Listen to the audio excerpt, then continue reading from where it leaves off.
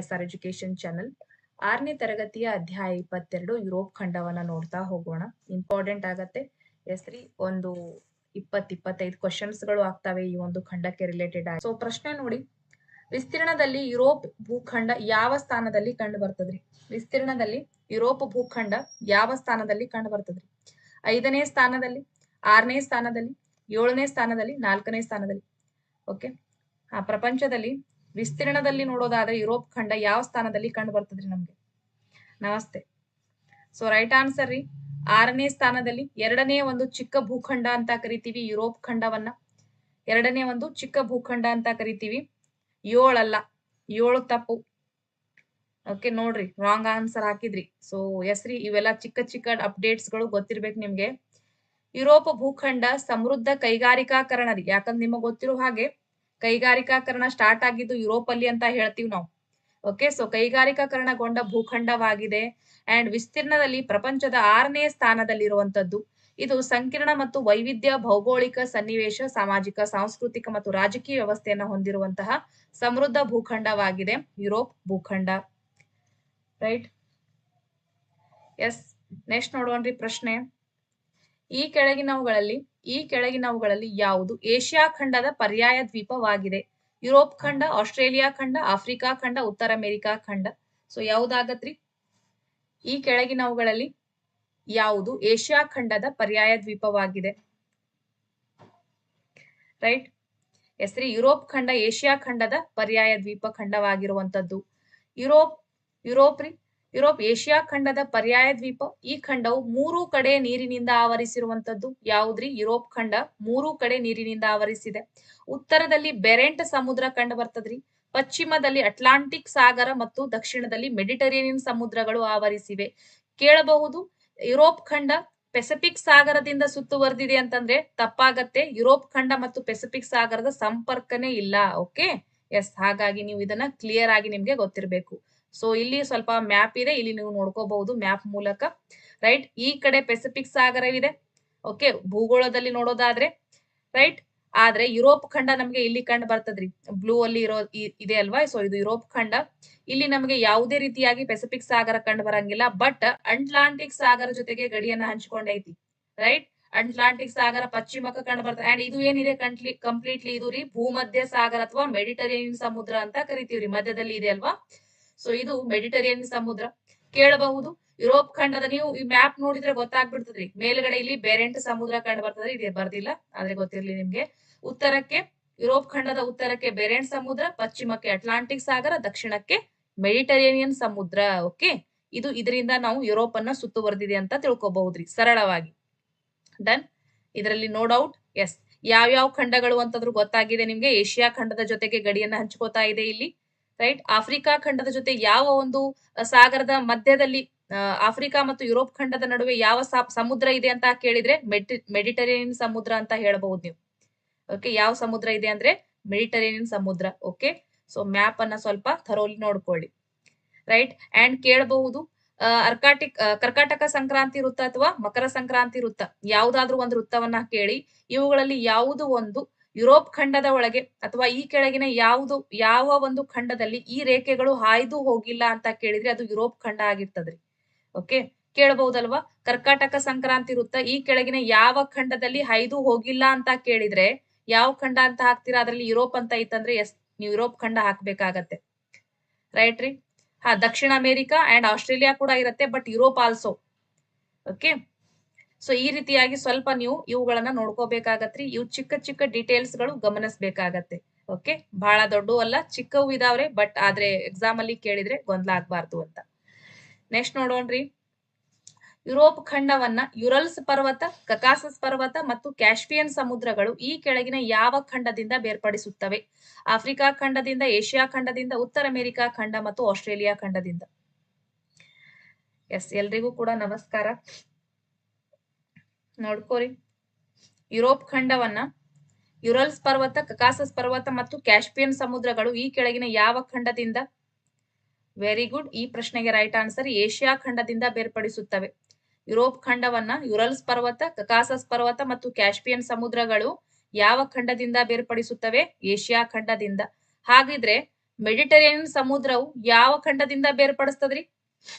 Mediterranean ಸಮುದ್ರವು Europe ಖಂಡವನ್ನ ಯಾವ ಖಂಡದಿಂದ ಬೇರ್ಪಡಿಸ್ತದ? ಆಫ್ರಿಕಾ ಖಂಡದಿಂದ. ಆಫ್ರಿಕಾ ಖಂಡದಿಂದ. ಕೇಳಬಹುದು, ಉತ್ತರ ಅಮೆರಿಕಾ ಖಂಡ ಮತ್ತು ಯುರೋಪ್ ಖಂಡಗಳ ನಡುವೆ ಯಾವ ಸಮುದ್ರವು ಚಾಚಿಕೊಂಡಿದೆ? ಯಾವ ಸಮುದ್ರ ರೀ? ಅಟ್ಲಾಂಟಿಕ್ ಸಮುದ್ರ ಚಾಚಿಕೊಂಡಿದೆ. ರೈಟ್, ಇಲ್ಲಿ ಮ್ಯಾಪ್ ನೋಡ್ಬಿಡ್ರಿ. ಯಾವ್ದು ಇವು? ಅಟ್ಲಾಂಟಿಕ್ ರೀ. ಇದು ಉತ್ತರ ಅಮೆರಿಕಾ ಖಂಡ ಅಲ್ವಾ? ಸೊ ಇದು ಅಟ್ಲಾಂಟಿಕ್ ಸಾಗರ. ರೈಟ್, ಇವು ಡೀಟೇಲ್ಸ್ ನೆನಪಲ್ಲಿ ಇಟ್ಕೊಳ್ಳೋದು ಬಹಳ ಅವಶ್ಯಕತೆ ಇದೆ. ಕ್ವಶನ್ ಹೇಗಾದ್ರೂ ಕೇಳಬಹುದು. ಯುರೋಪಿನ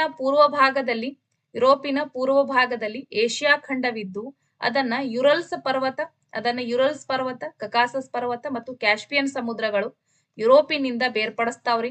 ದಕ್ಷಿಣ ಭಾಗಕ್ಕೆ ಆಫ್ರಿಕಾ ಖಂಡವಿದೆ. ಯುರೋಪ್ ಖಂಡದ್ದು. ಯುರೋಪ್ ಮತ್ತು ಏಷ್ಯಾಗಳ ನಡುವಣ ಸುಭದ್ರ ಗಡಿಗಳಾಗಿರೋದಿಲ್ರಿ, ಯಾವುದೇ ಗಡಿಗಳಿರಂಗಿಲ್ಲ. ಹೀಗಾಗಿ ಜೋಡಿ ಮಾಡಿ ಈ ಎರಡೂ ಒಂದು ಖಂಡಗಳನ್ನ ಯುರೇಷಿಯಾ ಎಂದು ಒಂದೇ ಹೆಸರಿನಿಂದ ಕರೆಯಲಾಗ್ತದೆ. ಕೇಳಬಹುದು, ಈ ಕೆಳಗಿನ ಯಾವ ಎರಡು ಖಂಡಗಳನ್ನ ಜೋಡಿಯಾಗಿ ಯುರೇಷಿಯಾ ಎಂದು ಕರೆಯಲಾಗುತ್ತದೆ? ಏಷ್ಯಾ ಮತ್ತು ಯುರೋಪ್ ಖಂಡ. ಯುರೋಪ್ ಖಂಡದ ಅತ್ಯಂತ ಎತ್ತರವಾದಂತಹ ಶಿಖರ ಯಾವುದು? ಮೌಂಟ್ ಎವರೆಸ್ಟ್ ರೀ, ಮೌಂಟ್ ಎಲ್ಬ್ರೂಸ್ ರೀ, Mount Kilimanjaro, Mount McKinley. Europe ಖಂಡದ ಅತ್ಯಂತ ಎತ್ತರವಾದಂತಹ ಶಿಖರ ಯಾವುದು?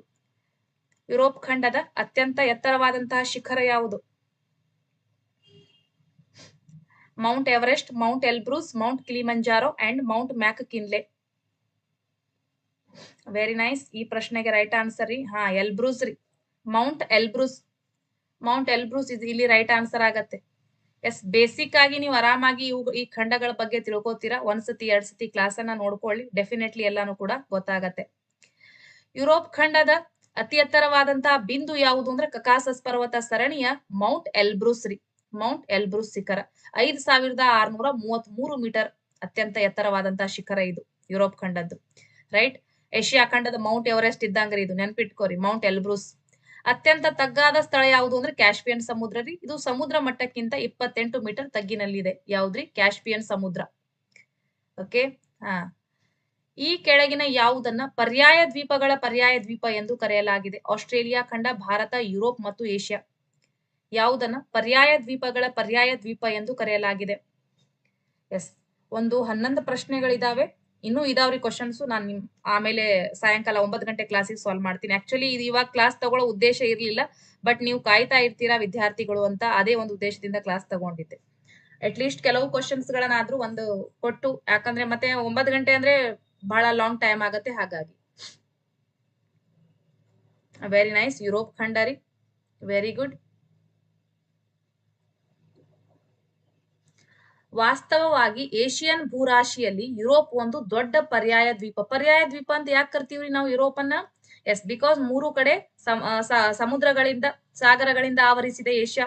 ಓಕೆ, ಮೇಲ್ಗಡೆ ಬೆರೆಂಟು, ಪಶ್ಚಿಮಕ್ಕೆ ಯಾವ್ದ್ರಿ? ಅಟ್ಲಾಂಟಿಕ್ ಸಾಗರ ಅಂಡ್ ದಕ್ಷಿಣಕ್ಕೆ ಮೆಡಿಟರೇನಿಯನ್ ಸಮುದ್ರ. ಹಾಗಾಗಿ ಇದು ಒಂದು ಪರ್ಯಾಯ ದ್ವೀಪ ರೀ. ಓಕೆ, ಸೊ ಪರ್ಯಾಯ ದ್ವೀಪ ಹಾಗೆ ಏಷ್ಯಾ ಖಂಡದ ಭಾಗದ ಜೊತೆಯಲ್ಲಿ ಸ್ಟಕ್ ಆಯ್ತು ನನ್ ಗಾಡಿ. ಜೊತೆಯಲ್ಲಿ ಇರೋದ್ರಿಂದ ಎಸ್ ರೀ, ಇದನ್ನ ಪರ್ಯಾಯ ದ್ವೀಪ ಅಂತ ಕರಿತೀವಿ. ಈ ಖಂಡದಲ್ಲಿ ಹಲವು ಪರ್ಯಾಯ ದ್ವೀಪಗಳಿದಾವೆ. ಇದು ಮೇನ್ಲಿ ಯಾಕಂದ್ರೆ ಇದ್ರೊಳಗನೆ ಸಾಕಷ್ಟು ದ್ವೀಪಗಳಿದಾವ್ರಿ. ಸೊ UK ಅದೆಲ್ಲವೂ ಕೂಡ ದೊಡ್ಡ ದೊಡ್ಡ ದ್ವೀಪಗಳಿದಾವೆ. ನೆಕ್ಸ್ಟ್ ನಾವೊಂದು ಮ್ಯಾಪ್ ಅನ್ನ ನೋಡೋಣ, ಅಲ್ಲಿ ಗೊತ್ತಾಗತ್ತೆ. ಉದಾಹರಣೆಗೆ ಸ್ಕ್ಯಾಂಡಿನೇವಿಯಾ ಆಗ್ಬೇಕಿದು. ಸ್ಕ್ಯಾಂಡಿನೇವಿಯಾ, ಐಬೀರಿಯಾ, ಜಟ್ಲ್ಯಾಂಡ್ ರೀ, ಬಾಲ್ಕನ್ ಮೊದಲಾದವುಗಳು ಚಿಕ್ಕ ದ್ವೀಪ ರಾಷ್ಟ್ರಗಳು ಬಹಳ ಇದಾವ್ರಿ ಇದರಲ್ಲಿ. ಆದ್ದರಿಂದಲೇ ಯುರೋಪ್ ಅನ್ನ ಪರ್ಯಾಯ ದ್ವೀಪ ಎಂದು ಕರೆಯಲಾಗಿದೆ. ತಮ್ಮದೇ ಆದಂತಹ ಸಣ್ಣ ಸಣ್ಣ ದ್ವೀಪಗಳ ಒಂದು ಭೂರಾಶಿಯ ಕಂಡು ಬರ್ತದೆ ನಮಗಿಲ್ಲಿ. ಓಕೆ, ಯಾವುದ್ರಲ್ಲಿ? ಯುರೋಪ್ ಅಲ್ಲಿ. ಎಸ್, ಸೊ ಇನ್ನೊಂದು ಕ್ಲಾಸ್ ಅಲ್ಲಿ ಮ್ಯಾಪ್ ತಗೊಂಡ್ ಬರ್ತೀನಿ. ನಾ ಅಲ್ಲಿ ಮ್ಯಾಪ್ ಅಲ್ಲಿ ನಿಮ್ಗೆ 9 ಗಂಟೆ ಕ್ಲಾಸ್ ಅಲ್ಲಿ ಅಲ್ಲಿ ಮ್ಯಾಪ್ ಅಲ್ಲಿ ಇನ್ನೂ ಸ್ವಲ್ಪ ಡೀಟೇಲ್ ಆಗಿ ಹೇಳ್ಕೊಡ್ತೀನಿ ಇವುಗಳ ಬಗ್ಗೆ. ಓಕೆ, ಎಸ್, ಸೊ ಅದಕ್ಕೋಸ್ಕರನೇ ಪರ್ಯಾಯ ದ್ವೀಪ ಅಂತ ಕರೆಯಲಾಗ್ತದ. ಯುರೋಪ್ ಖಂಡದ ಅತ್ಯಂತ ಪುರಾತನ ಪರ್ವತ ಸರಣಿಗಳನ್ನ ಒಳಗೊಂಡ ಪ್ರದೇಶಗಳು ಯಾವುವು? ಯುರೋಪ್ ಖಂಡದ ಅತ್ಯಂತ ಪುರಾತನ ಪರ್ವತ ಸರಣಿಗಳನ್ನೊಳಗೊಂಡ ಪ್ರದೇಶಗಳು ಯಾವುವು ನೋಡ್ರಿ? ಫಿನ್ಲ್ಯಾಂಡ್ ರೀ, ಸ್ವೀಡನ್, ನಾರ್ವೆ, ಈ ಮೇಲಿನ ಎಲ್ಲವೂ ಅಂತ ಇದೆ. ಯುರೋಪ್ ಖಂಡದ ಅತ್ಯಂತ ಪುರಾತನ ಪರ್ವತ ಸರಣಿಗಳನ್ನ ಒಳಗೊಂಡ ಪ್ರದೇಶಗಳು 3 ಕೂಡ ಆಗತ್ರಿ. ಓಕೆ, ಈ ಮೂರು ಕೂಡ ಆಗಿರುವಂತದ್ದು ಇಲ್ಲಿ ಫಿನ್ಲ್ಯಾಂಡ್, ಸ್ವೀಡನ್ ಮತ್ತು ನಾರ್ವೆ. ಮೇಲಿನ ಎಲ್ಲವೂ ಕೂಡ ಸರಿ. ಯುರೋಪಿನ ಪ್ರಾಕೃತಿಕ ವಿಭಾಗಗಳಲ್ಲಿ ವಾಯುವ್ಯದ ಎತ್ತರದ ಭಾಗಗಳು ಕಂಡು ಬರ್ತಾವ್ರಿ. ಪ್ರಾಕೃತಿಕ ವಿಭಾಗದ ಅತ್ಯಂತ ಪುರಾತನ ಪರ್ವತ ಸರಣಿಗಳನ್ನುಳ್ಳ ಫಿನ್ಲ್ಯಾಂಡ್, ಸ್ವೀಡನ್, ನಾರ್ವೆಗಳನ್ನೊಳಗೊಂಡಿದ್ದು ಐಸ್ಲ್ಯಾಂಡ್ ಮತ್ತು ಬ್ರಿಟನ್ಗಳವರೆಗೂ ಕೂಡ ಇವು ಪುರಾತನ ಪರ್ವತ ಸರಣಿಗಳು ಹರಡಿಕೊಂಡಿರುವಂತದ್ದು. Okay, yes. ನೆಕ್ಸ್ಟ್ ನೋಡೋಣ್ರಿ. ಫಿರ್ನೀಸ್ ಪರ್ವತಗಳು ಈ ಕೆಳಗಿನ ಯಾವ ಪ್ರದೇಶಗಳ ಮಧ್ಯೆ ಗಡಿಯಂತೆ ಚಾಚಿಕೊಂಡವು ನೋಡ್ರಿ, ಅಥವಾ ನೈಸರ್ಗಿಕ ಗಡಿಯನ್ನ ನಿರ್ಮಿಸಿದವೆ. ಫಿರ್ನೀಸ್ ಪರ್ವತ ಸರಣಿಗಳು ಯಾವ ಎರಡು ಪ್ರದೇಶಗಳ ಮಧ್ಯೆ ನೈಸರ್ಗಿಕ ಗಡಿಯಂತೆ ಇದಾವ್ರಿ? ಸ್ಪೇನ್ ಮತ್ತು ಫ್ರಾನ್ಸ್ ರೀ, ಫ್ರಾನ್ಸ್ ಮತ್ತು ಪೋಲ್ಯಾಂಡ್, ಫ್ರಾನ್ಸ್ ಮತ್ತು ಜರ್ಮನಿ, ಜರ್ಮನಿ ಮತ್ತು ಆಸ್ಟ್ರಿಯಾ. ಎಸ್, ಓದ್ಕೊಂಡ್ ಬಂದವರಿಗೆ ಡೆಫಿನೆಟ್ಲಿ ಈ ಪ್ರಶ್ನೆ ಗೊತ್ತಾಗತ್ತೆ. Very nice. ಈ ಪ್ರಶ್ನೆಗೆ ರೈಟ್ ಆನ್ಸರ್ ರೀ ಸ್ಪೇನ್ ಮತ್ತು ಫ್ರಾನ್ಸ್ ಗಳ ನಡುವೆ ಫಿರ್ನೀಸ್ ರೀ, ಕೇಳಿದ್ದಾರೆ ಹಾಗಾಗಿ ಗೊತ್ತಿರ್ಲಿ. ಫಿರ್ನೀಸ್ ಪರ್ವತಗಳು ಸ್ಪೇನ್ ಮತ್ತು ಫ್ರಾನ್ಸ್ ಗಳ ನಡುವೆ ಓಕೆ ನೈಸರ್ಗಿಕ ಗಡಿ ಅಂತದವ್ರಿ. ಸ್ವಲ್ಪ ನೋಡ್ಕೊಂಡ್ಬಿಡ್ರಿ. ಯುರೋಪಿನ ದಕ್ಷಿಣ ಪರ್ವತಗಳನ್ನ ಓಕೆ ಅಲ್ಫೈನ್ ಪರ್ವತಗಳ ಭಾಗವೆಂತಲೂ ಕರೆಯಲಾಗಿದೆ. ಅಟ್ ಲೀಸ್ಟ್ ಮೈಂಡ್ ಒಳಗಿರ್ಲಿ, ಅಲ್ಫೈನ್ ಪರ್ವತಗಳು ಎಲ್ಲಿ ಕಂಡು ಬರ್ತಾವೆ ಅಂದ್ರೆ ಯುರೋಪ್ ಅಲ್ಲಿ ಅನ್ನೋದು ಸ್ವಲ್ಪ ತಲೆಯಾಗ್ರಿ, ಇದು ಇರ್ಲೇಬೇಕು. ಓಕೆ, ಅಲ್ಫೈನ್ ಪರ್ವತ ಶ್ರೇಣಿ ಎಲ್ಲಿ ಕಂಡು ಬರುತ್ತೆ? ಯುರೋಪಿನ ಒಂದು ದಕ್ಷಿಣ ಪರ್ವತ ಶ್ರೇಣಿಗಳಲ್ಲಿ ಕಂಡು ಬರುತ್ತೆ ಅಂತ.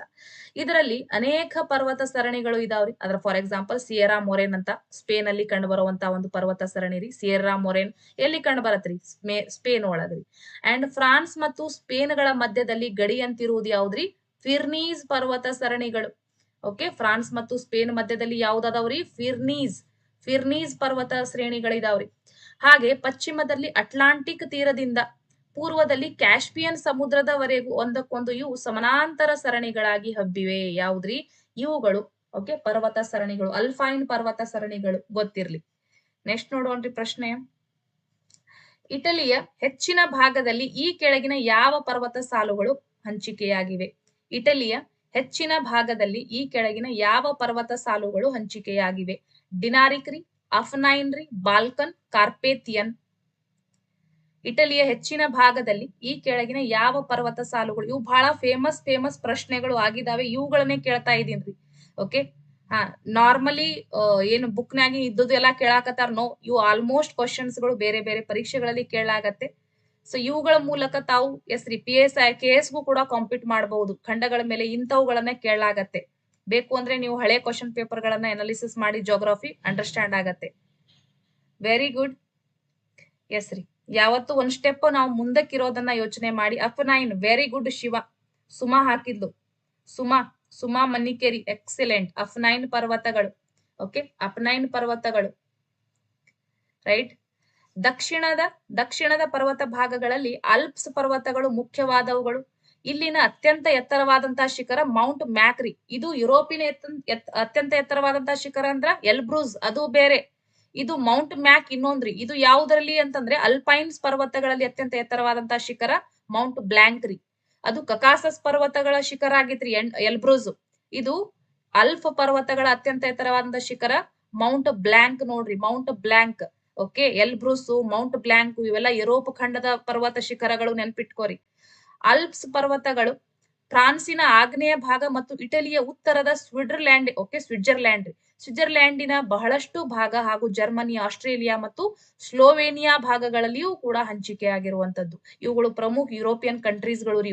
Switzerland, prawns, Spain, Italy, Germany, Austria, Slovenia ಇವುಗಳು. ಓಕೆ, ಸೊ ಇಟಲಿಯ ಹೆಚ್ಚಿನ ಭಾಗದಲ್ಲಿ ಅಪನೈನ್ ಪರ್ವತ ಶ್ರೇಣಿ ಕಂಡು ಬರ್ತದ್ರಿ. ಯಾವ್ದ್ರಿ? ಅಪನೈನ್. ಹಾಗೆ ಕ್ರೋಸಿಯಾ ಮತ್ತು ಬೋಸ್ನಿಯಾ ಜೊತೆಗೆ ಯುಗೋಸ್ಲೋವಿಯಾಗಳಲ್ಲಿ 3 ರಾಷ್ಟ್ರಗಳು ಕ್ರೋಸಿಯಾ, ಬೋಸ್ನಿಯಾ ಮತ್ತು ಯುಗೋಸ್ಲೋವಿಯಾಗಳಲ್ಲಿ ಡಿನಾರಿಕ್ ಪರ್ವತಗಳು. ಓಕೆ, ಯಾವ್ದ್ರಿ? ಡಿನಾರಿಕ್ ಪರ್ವತಗಳು. ಹಾಗೆ ಆಲ್ಪ್ಸ್ ಪರ್ವತ ಬಲ್ಗೇರಿಯಾ ಮತ್ತು ಬಾಲ್ಕನ್. ಉತ್ತರ ಸ್ಲೋವೇನಿಯಾದಲ್ಲಿ ಕಾರ್ಪೇಥಿಯನ್ ಪರ್ವತಗಳಿವೆ. ಓಕೆ, ಎಸ್ ರೀ, ಬಲ್ಗೇರಿಯಾ, ಬಾಲ್ಕನ್ ಮತ್ತು ಉತ್ತರ ಸ್ಲೋವೇನಿಯಾಗಳಲ್ಲಿ ಕಾರ್ಪೇಥಿಯನ್ ಪರ್ವತಗಳು. ಈ 3 ಪರ್ವತಗಳು ಇಟಲಿಯಲ್ಲಿ ಅಪನೈನ್ ಪರ್ವತ ಶ್ರೇಣಿ. ಕ್ರೋಸಿಯಾ, ಬೋಸ್ನಿಯಾ ಮತ್ತು ಯುಗೋಸ್ಲೋವೇನಿಯಾಗಳಲ್ಲಿ ಡಿನಾರಿಕ್ ಪರ್ವತಗಳು ಮತ್ತು ಆಲ್ಪ್ಸ್ ಪರ್ವತಗಳು. ಬಲ್ಗೇರಿಯಾ, ಬಾಲ್ಕನ್ ಮತ್ತು ಉತ್ತರ ಸ್ಲೋವೇನಿಯಾದಲ್ಲಿ ಕಾರ್ಪೇಥಿಯನ್ ಪರ್ವತಗಳು. ಇವುಗಳು ಪ್ರಮುಖ ಪರ್ವತ ಸರಣಿಗಳು ಯುರೋಪ್ ಖಂಡದಲ್ಲಿ. ಓಕೆ, ನೆನ್ಪಿಟ್ಕೋಬೇಕು. ನಾಲೆಜ್ ಇವುದು ಸ್ವಲ್ಪ ಜಾಸ್ತಿ ಆಗತ್ತೆ ನಿಮ್ಗೆ, ಡೋಂಟ್ ವರಿ, ಹೆಲ್ಪ್ ಆಗತ್ತೆ. ಯುರೋಪಿಯನ್ ವಾಯುಗುಣವು ಈ ಕೆಳಗಿನ ಯಾವ ಬಗೆಯ ಸ್ವಾಭಾವಿಕ ವಾಯುಗುಣದ ಪರಿಸ್ಥಿತಿಯನ್ನ ಹೊಂದಿದೆ? ಸ್ವಾಭಾವಿಕವಾಗಿ ನಾವು ಯುರೋಪ್ ಅಲ್ಲಿ ಯಾವ ಬಗೆಯ ಒಂದು ವಾಯುಗುಣವನ್ನ ಕ್ಲೈಮೇಟ್ ಅನ್ನ ಕಾಣಬಹುದು? ಸಮಶೀತೋಷ್ಣ ವಲಯ, ಸಾಗರಿಕ ವಾಯುಗುಣ, ಖಂಡಾಂತರ ವಾಯುಗುಣ, ಮೆಡಿಟರೇನಿಯನ್ ವಾಯುಗುಣ ಅಂತ ಇದೆ. ಸೊ ಸ್ವಾಭಾವಿಕವಾಗಿ ನಾರ್ಮಲಿ ನಾವಲ್ಲಿ ಸಮಶೀತೋಷ್ಣ ವಲಯ ಕಾಣಬಹುದ್ರಿ. ಓಕೆ, ಹಿತಕರ ವಾಯುಗುಣವನ್ನ ಕಾಣಬಹುದು ಸಮಶೀತೋಷ್ಣ ವಲಯ. ಅಲ್ಲಿ ಜಾಸ್ತಿ ಬಿಸಿಲು ಕೂಡ ಬೀಳಂಗಿಲ್ಲ. ಬಿಕಾಸ್ ಓಕೆ, ಸಮಭಾಜಕ ವೃತ್ತದಿಂದ ಸಾಕಷ್ಟು ಎತ್ತರಕ್ಕೆ ಇದೆ ರೀ ಯಾವುದು ಯುರೋಪ್ ಖಂಡ. ಹಾಗಾಗಿ ಮತ್ತೆ ಧ್ರುವ ಪ್ರದೇಶದ ಸಮೀಪದಲ್ಲಿದೆ ಅಂದ್ಮೇಲೆ ಸೂರ್ಯನ ಕಿರಣಗಳು ನೇರವಾಗಿ ಯುರೋಪ್ ಖಂಡಕ್ಕೆ ತಲುಪಕ್ ಸಾಧ್ಯನೇ ಇಲ್ಲ. ಅಂದ್ಮೇಲೆ ಅಲ್ಲಿ ಹೇಗೆ ರೀ ಒಂದು ಉಷ್ಣಾಂಶ ಇರಕ್ ಸಾಧ್ಯನೇ ಇರಂಗಿಲ್ಲ. ನಾರ್ಮಲಿ ಅಲ್ಲಿ ಸಮಶೀತೋಷ್ಣ ವಲಯನೇ ಇರುವಂತದ್ದು. ಒಂದೊಂದು ಪ್ರದೇಶದಲ್ಲಿ ಇರ್ತಾವ್ರಿ, ಸಾಗರಿಕ ವಲಯ ಇರ್ತದ, ಮೆಡಿಟರೇನಿಯನ್ ವಾಯುಗುಣ ಇರ್ತದ, ಬಟ್ ಒಂದೊಂದು ಪ್ರದೇಶದಲ್ಲಿ. ಬಟ್ ನಾರ್ಮಲಿ ಯಾವ ರೀತಿಯ ವಾತಾವರಣ ಇರ್ತದಲ್ಲಿ ಅಂತಂದ್ರೆ ನಾರ್ಮಲಿ ಸಮಶೀತೋಷ್ಣ ವಲಯ. ಇವ್ ಸದ್ದಿಗಂದ್ರು ಅವರು ಮಿಕ್ಕ್ಯಾದವ್ರಿಗೆ ಈಗ ಚಳಿಗಾಲದಾಗ. ಯುರೋಪಿನ ವಾಯುಗುಣ ಪ್ರದೇಶಗಳನ್ನ ಕುರಿತು ಚರ್ಚಿಸುವುದಕ್ಕೂ ಮೊದಲು ಅದರ ಸಾಮಾನ್ಯ ವಾಯುಗುಣದ ಪರಿಸ್ಥಿತಿಯನ್ನ ನೋಡುವುದಾದ್ರೆ ಈ ಖಂಡದ ಹೆಚ್ಚಿನ ಭಾಗ, ಓಕೆ, ನಾರ್ಮಲಿ ಹೆಚ್ಚಿನ ಭಾಗವು ಸಮಶೀತೋಷ್ಣ ವಲಯದ ವಾಯುಗುಣವನ್ನ ಹೊಂದಿದೆ. ಇದನ್ನ ಹಿತಕರ ವಾಯುಗುಣ ಎಂತಲೂ ಕೂಡ ಕರೆಯಲಾಗಿದೆ. ಸೂಪರ್ ಕ್ಲೈಮೇಟ್ ಅಂತ ಕರಿತೀವ್ರಿ ನಾವು. Okay, yes. ನೆಕ್ಸ್ಟ್ ಪ್ರಶ್ನೆ, ಈ ಕೆಳಗಿನವುಗಳಲ್ಲಿ ಯಾವುದು ಒಂದು ಸ್ಕ್ಯಾಂಡಿನೇವಿಯನ್ ರಾಷ್ಟ್ರವಲ್ಲ? ಯಾವ ರಾಷ್ಟ್ರಗಳನ್ನ ಸ್ಕ್ಯಾಂಡಿನೇವಿಯನ್ ರಾಷ್ಟ್ರ ಅಂತ ಕರಿತೀವ್ರಿ ನಾವು? Norway, Sweden, Finland, France. ಯಾವ ಒಂದು ರಾಷ್ಟ್ರ ಸ್ಕ್ಯಾಂಡಿನೇವಿಯನ್ ಕಂಟ್ರಿ ಅಲ್ಲ? ಸ್ಕ್ಯಾಂಡಿನೇವಿಯನ್ ಅಂದ್ರೆ ಏನು ಅಂತಂದ್ರೆ ಈ ರಾಷ್ಟ್ರಗಳು ಒಂದೇ ಟೈಪ್ಸ್ ಆಫ್ ದಿನಚರಿಯನ್ನ ಹೊಂದಿದಾವ್ರಿ. ಅಂದ್ರೆ ಒಂದೇ ಟೈಪ್ಸ್ ಆಫ್ ಅವ್ರ ಕಲ್ಚರ್ ಆಗಿರ್ಲಿ, ಅವರು ಊಟ ತಿನಿಸುಗಳು, ಸೊ ಒಂದೇ ಟೈಪ್ಸ್ ಇರುವಂತದ್ದು. ಓಕೆ, ಸೊ ಇದು ಸ್ಕ್ಯಾಂಡಿನೇವಿಯನ್ ಅಂತ ಒಟ್ಟಾಗಿ ಇವು ಸೇಮ್ ಎಲ್ಲಾ ಕೆಲಸಗಳು ಇವರು ಅಂತ ಹೇಳಿ ಸ್ಕ್ಯಾಂಡಿನೇವಿಯನ್ ಕಂಟ್ರೀಸ್ ಗಳು ಅಂತ ಕರೆದಿದ್ದಾರೆ ಅಷ್ಟೇ. ಯಾವ್ಯಾವ ರಾಷ್ಟ್ರಗಳು ಇಲ್ಲ ಇದರಲ್ಲಿ ಯಾವ ಒಂದ್ ರಾಷ್ಟ್ರ ಇಲ್ಲ ರೀ ಸ್ಕ್ಯಾಂಡಿನೇವಿಯನ್ ರಾಷ್ಟ್ರವಲ್ಲ, ಒಂದಲ್ಲ ನೋಡ್ರಿ. Very good. France Scandinavian country ಅಲ್ಲ ರೀ. ಫ್ರಾನ್ಸು ಸ್ಕ್ಯಾಂಡಿನೇವಿಯನ್ ಒಳಗ್ ಬರೋದಿಲ್ಲ. ಓಕೆ, ಇಲ್ಲಿ ನೋಡ್ರಿ, ಸ್ಕ್ಯಾಂಡಿನೇವಿಯಾ ಉತ್ತರ ಯುರೋಪಿನ ಭಾಗವಾಗಿದ್ದು ನಾರ್ವೆ, ಸ್ವೀಡನ್ ಮತ್ತು ಫಿನ್ಲ್ಯಾಂಡ್ ಗಳನ್ನ ಒಳಗೊಂಡಿದೆ, ಫ್ರಾನ್ಸ್ ಅನ್ನ ಒಳಗೊಂಡಿಲ್ರಿ. ಸೊ ಸ್ಕ್ಯಾಂಡಿನೇವಿಯನ್ ಕಂಟ್ರೀಸ್ ಯಾವುದು ಅಂತ ಕೇಳಿದ್ರೆ ಸ್ವೀಡನ್, ಫಿನ್ಲ್ಯಾಂಡ್, ಓಕೆ, ನಾರ್ವೆ, ಇವುಗಳನ್ನ ನೀವು ನೆನಪಲ್ಲಿ ಇಟ್ಕೋಬೇಕು. ಓಕೆ, ನೆಕ್ಸ್ಟ್ ಪ್ರಶ್ನೆ, ಯುಕೆ ಈ ಕೆಳಗಿನ ಯಾವ ರಾಷ್ಟ್ರಗಳ ಭಾಗವಾಗಿರುವುದಿಲ್ಲ? ಯುನೈಟೆಡ್ ಕಿಂಗ್ಡಮ್, ಯುಕೆ ಅಂತ ಕರಿತೀವಿ, ಇದು ಯಾವ ರಾಷ್ಟ್ರಗಳ ಭಾಗವಾಗಿರುವುದಿಲ್ಲ? England, Scotland, Wales, Poland. UK ಯಾವ್ದರ ಎಲ್ರೂ ಕೂಡ ಹೇಳ್ತೀವ್ರಿ ಗ್ರೇಟ್ ಬ್ರಿಟನ್ ಅಂತ ಕರಿತೀವಿ. ಬ್ರಿಟನ್ ಅಂತರೂ ಒಂದೇ, ಯುಕೆ ಅಂದ್ರೂ ಒಂದೇ, ಎರಡು ಒಂದೇ ಆಗತ್ರಿ. ಎಸ್, ಗ್ರೇಟ್ ಬ್ರಿಟನ್ ಅನ್ಸ್ಕೋತಾದ ಯಾಕೆ ಅನ್ನೋದನ್ನ ನಾವು ನೆಕ್ಸ್ಟ್ ನೋಡೋಣ. ಹೇಳ್ರಿ ಯಾವ್ದಾಗತ್ತೆ. Very nice. ಪೋಲೆಂಡ್ ಇದರ ಒಂದು ಭಾಗ ಆಗಿರುವುದಿಲ್ಲ. ಓಕೆ, ಯುಕೆಯ ಭಾಗ ಪೋಲೆಂಡ್ ಆಗಿರುವುದಿಲ್ಲ. ಬ್ರಿಟನ್ ಅಥವಾ ಗ್ರೇಟ್ ಬ್ರಿಟನ್ ರೀ ಯುರೋಪಿನ ಬಹುದೊಡ್ಡ ದ್ವೀಪವಾಗಿದ್ದು ಇದು ದ್ವೀಪ ರಾಷ್ಟ್ರ ರೀ. ನಾಳೆ ಅಂತ ಇದ್ದೀನಿ, ಸಾಯಂಕಾಲ ಒಂದು ಈವ್ನಿಂಗ್ ಕ್ಲಾಸ್ ಅಲ್ಲಿ ಮ್ಯಾಪ್ ತಗೊಂಡ್ ಬರ್ತೀನಿ. ಓಕೆ, ಆ ಮ್ಯಾಪ್ ಅಲ್ಲಿ ನಾನು ನಿಮ್ಗೆ ಗ್ರೇಟ್ ಬ್ರಿಟನ್ ಆಗಿರ್ಬಹುದು, ಅದಕ್ಕೆ ಸಪರೇಟ್ ಮ್ಯಾಪ್ಸ್ ಇದಾವೆ. ಸೊ ಅವಾಗ ನಿಮ್ಗೆ ಹೇಳ್ತೀನಿ ನಾನು ಗ್ರೇಟ್ ಬ್ರಿಟನ್ ಇದರಲ್ಲಿ ಯಾವ್ಯಾವ ರಾಷ್ಟ್ರಗಳು ಇದಾವೆ ಅಂತ. ಸೊ ಇದು ಒಂದು ದ್ವೀಪ ಕೂಡ ಆಗಿದೆ. ದ್ವೀಪ ಅಂದ್ರೆ 4 ಕಡೆ ನೀರ್ ಐತ್ರಿ. ಗ್ರೇಟ್ ಬ್ರಿಟನ್ದು ಸುತ್ತಲೇ ನೀರು. ಓಕೆ, ವಾಟರ್ ಬಾಡೀಸ್ ಇದೆ ಪೂರ್ತಿ. ಸೊ ಇದರಲ್ಲಿ ನೋಡ್ರಿ ದ್ವೀಪವಾಗಿದ್ದು ಇದರಲ್ಲಿ ಪ್ರಮುಖವಾಗಿ ಇಂಗ್ಲೆಂಡ್, ಸ್ಕಾಟ್ಲೆಂಡ್, ವೇಲ್ಸ್ ಗಳು ಒಳಗೊಂಡಿದೆ. ಇದರ ಜೊತೆಗೆ ಓಕೆ, ಮೊದಲನೇದಾಗಿ ಬ್ರಿಟನ್ ಯಾವ್ದಾಗತ್ರಿ? ಇಂಗ್ಲೆಂಡ್, ಸ್ಕಾಟ್ಲೆಂಡ್ ಮತ್ತು ವೇಲ್ಸ್ ಗಳು. ಇದರ ಜೊತೆಗೆ ಉತ್ತರಿ ಐಲ್ಯಾಂಡ್, ನದರ್ನ್ ಐಲ್ಯಾಂಡ್ ಅಥವಾ ನಾರ್ತ್ ಐಲ್ಯಾಂಡ್ ಅಂತ ಕರಿತೀವಿ, ಉತ್ತರ ಐಲ್ಯಾಂಡ್ ರೀ. ಸೊ ಇದು ಒಂದು ಸೇರ್ಕೊಂಡ್ಬಿಟ್ರೆ ಇದನ್ನ ಸಂಯುಕ್ತ ರಾಜ್ಯ ಯುಕೆ ಅಂತ ಕರಿತೀವ್ರಿ. ಈ 4ಗಳನ್ನ ಕಂಬೈನ್ ಮಾಡಿದ್ರೆ ಇದು ಯುಕೆ ಆಗ್ಬಿಡತ್ತೆ. ಓಕೆ, ಯುಕೆ ಅಂತ ಒಟ್ಟಾಗಿ ನಾವು ಕರಿಬಹುದು. ಕೇಳಬಹುದು, ಸಂಯುಕ್ತ ರಾಜ್ಯ ಯುಕೆ ಒಳಗೆ ಯಾವ ರಾಷ್ಟ್ರಗಳು ಇದಾವೆ ಅಂದ್ರೆ ಇಂಗ್ಲೆಂಡ್, ಸ್ಕಾಟ್ಲೆಂಡ್, ವೇಲ್ಸ್ ಮತ್ತು ಉತ್ತರಿ ಐಲ್ಯಾಂಡ್. ಓಕೆ, ಈ 4 ರಾಷ್ಟ್ರಗಳನ್ನು ಒಳಗೊಂಡಂತದ್ದು ಒಂದು ಯುಕೆ ಆಗತ್ರಿ. ಗ್ರೇಟ್ ಬ್ರಿಟನ್ ಅಂತ ಕರೆಸ್ಕೋತದೆ. ಓಕೆ, ಈ ಕೆಳಗಿನ ಯಾವ ಪ್ರದೇಶವು ಶಿಲಾವಲ್ಕ ಮತ್ತು ಪಾಚಿಗಳಿಂದ ಕೂಡಿರ್ತದ್ರಿ? ಇದ್ರ ಬಗ್ಗೆ ನಾನು ನಿಮ್ಗೆ ಆಲ್ರೆಡಿ ಹೇಳಿದ್ದೀನಿ ನಿನ್ನೆ ಕ್ಲಾಸ್ ಅಲ್ಲಿ, ಅಂದ್ರೆ ಏಷ್ಯಾ ಖಂಡವನ್ನ ಹೇಳುವಾಗ. ಈ ಕೆಳಗಿನ ಯಾವ ಪ್ರದೇಶವು ಶಿಲಾವಲ್ಕ ಮತ್ತು ಪಾಚಿಗಳಿಂದ ಕೂಡಿರ್ತದ್ರಿ? ತಂಡ್ರಾ ಸಸ್ಯವರ್ಗ, ಟೈಗಾ ಅರಣ್ಯಗಳು, ಮಿಶ್ರ ಕಾಡುಗಳು, ಮೆಡಿಟರೇನಿಯನ್ ಸಸ್ಯವರ್ಗ. ನಾವು ಇಲ್ಲಿ 6th ಕ್ಲಾಸ್ ಅನ್ನ ಕವರ್ ಮಾಡ್ತಾ ಇದೀವಿ. ಸೊ ಎಷ್ಟು ಇರತ್ತೆ ಕ್ಲಾಸ್ ಅಲ್ಲಿ ಅಷ್ಟನೇ ನಾವು ನೋಡಿದ್ರೆ ಉತ್ತಮ. Very good. ಯಾವ ಆಗತ್ರಿ? ಶಿಲಾವಲ್ಕ ಮತ್ತು ಪಾಚಿಗಳು. Very good, A is a right answer. Hello, ಹೇಗಿದ್ದೀರಾ ಎಲ್ರು? ಎಸ್, ತಂಡ್ರಾ ಸಸ್ಯವರ್ಗ ರೀ. ತಂಡ್ರಾ ಮಾದರಿಯ ಸಸ್ಯವರ್ಗಗಳಲ್ಲಿ ಕೇವಲ ಶಿಲಾವಲ್ಕ ಮತ್ತು ಪಾಚಿಗಳು ಕಂಡು ಬರ್ತಾವ್ರಿ. ಇಲ್ಲಿ ಅರಣ್ಯಗಳು ಬೆಳ್ಯಾಕ್ ಸಾಧ್ಯ ಇಲ್ಲ. ಊಟ ಆಯ್ತು ನಿಮ್ದು. ಬಿಕಾಸ್ ಯಾಕೆ ಅಂತಂದ್ರೆ ಇಲ್ಲಿ ಹಿಮದಿಂದ ಆವೃತವಾಗಿರುವಂತಹ ಪ್ರದೇಶಗಳು ಕಂಡು ಬರೋದ್ರಿಂದ. ಡನ್. ಎಸ್ ರೀ. ನೆಕ್ಸ್ಟ್ ನೋಡೋಣ್ರಿ ಪ್ರಶ್ನೆ.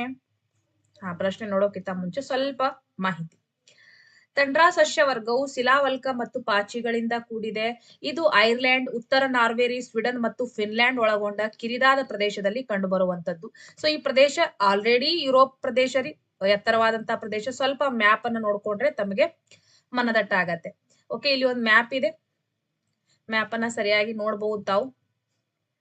ಎಸ್ ರೀ, ಇದು ನಾರ್ವೇರಿ. ನೀವು ನೋಡಿದ್ರೆ ಗೊತ್ತಾಗತ್ತೆ ಎಷ್ಟು ಸಮಭಾಜಕ ಒಂದು ವೃತ್ತ ರೇಖೆ ಎಷ್ಟು ಕೆಳಗಡೆ ಇದೆ. ಅಂಡ್ ನೋಡ್ರಿ, ಯುರೋಪ್ ಖಂಡ, ಅದರಲ್ಲಿ ಸ್ಪೆಷಲಿ ಉತ್ತರದ ಎತ್ತರದ ಭಾಗಗಳು ನೋಡ್ಕೋಬಹುದು ಇಲ್ಲಿ ನಾರ್ವೇರಿ.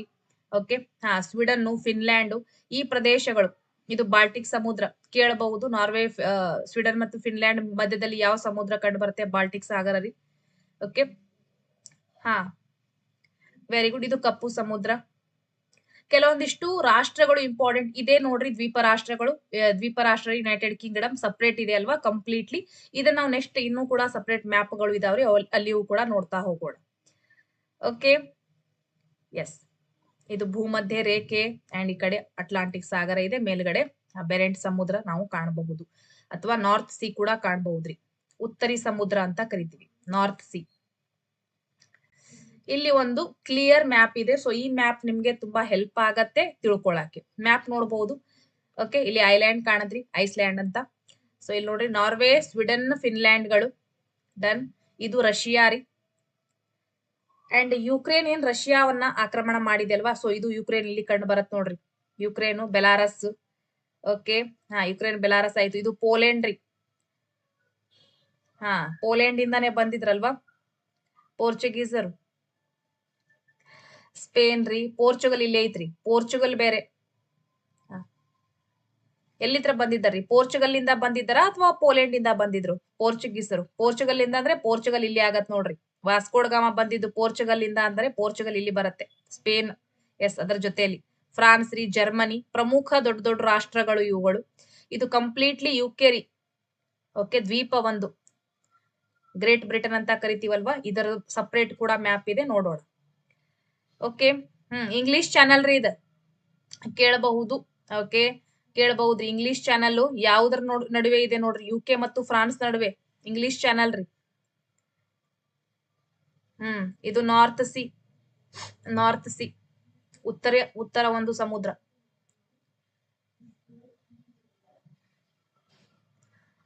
ಸ್ಟ್ರೂಸ್ ರೀ. ಲಾರ್ಚ್ ಆಗ್ಬೇಕಿದು. ಲಾರ್ಚ್, ಪೈನ್ ಮೊನಚಾದ ಎಲೆಗಳನ್ನ ಹೊಂದಿರುವ ಕಾಡುಗಳ ಪ್ರದೇಶ ಯಾವುದು ನೋಡ್ರಿ? Spruce, larch. Very good. Spruce, larch, pine ಮೊನಚಾದ ಎಲೆಗಳನ್ನ ಹೊಂದಿರುವ ಕಾಡುಗಳ ಪ್ರದೇಶ ಯಾವುದು? ಮಿಶ್ರ ಕಾಡುಗಳು, ಟೈಗಾ ಅರಣ್ಯಗಳು, ಹುಲ್ಲುಗಾವಲು, ಅಲ್ಫೈನ್ ಸಸ್ಯವರ್ಗ. ಯಾವ್ದ್ರಲ್ಲಿ ಕಂಡು ಬರ್ತದ್ರಿ? ಸ್ಟ್ರೂಸ್, ಲಾರ್ಚ್, ಪೈನ್ ಇಂತ ಸಸ್ಯಗಳನ್ನ ಆಲ್ರೆಡಿ ಓದಿದೀವಿ. ಸೊ ಯಾವ್ದ್ರಲ್ಲಿ ಕಂಡು ಬರುತ್ತೆ? Very good. ಪೋರ್ಚುಗಲ್ ಇಂದ ಪೋರ್ಚುಗೀಸರು ಬಂದಿದ್ರ? ಸರಿ ಇದೆ.